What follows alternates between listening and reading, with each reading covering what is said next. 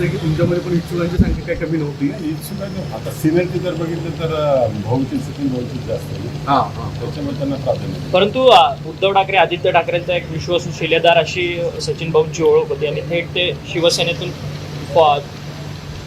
शिवसेनेतले बाहेर गेले नाही, शिवसेनेतच आहे, फक्त त्यांना उपसभापतीचे मान दिला. परंतु त्यांचा गटनेता वेगळा आहे, त्यांना पुन्हा एकदा सभागृहात बसण्याच्या संदर्भातल्या अडचणी. शिंदे साहेबांची सेना असल्यामुळे पक्ष वगैरे पण त्याचा निर्णय अजून झालेला नेमका आणि कोण कोण होतं त्यावेळेस जरा थोडंसं डिटेल सांगा. डिटेल्स आज भरताना राज्याचे मुख्यमंत्री देवेंद्र फडणवीस साहेब होते, उपमुख्यमंत्री एकनाथ शिंदे साहेब होते आणि पवारताई, तिन्ही नेते फॉर्म भरताना उपस्थित होते. अच्छा.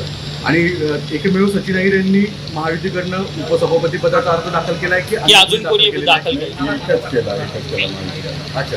आणि महाविकास आघाडीचे पण काही लोक इथं आले होते, त्यांनी कोणी उमेदवारी अर्ज करून तेही काही बघितलं नाही. ते जर संबंधित अधिकारी त्यांच्याकडे चौकशी म्हणजे ते सांगितलं. ओके, धन्यवाद. मोठी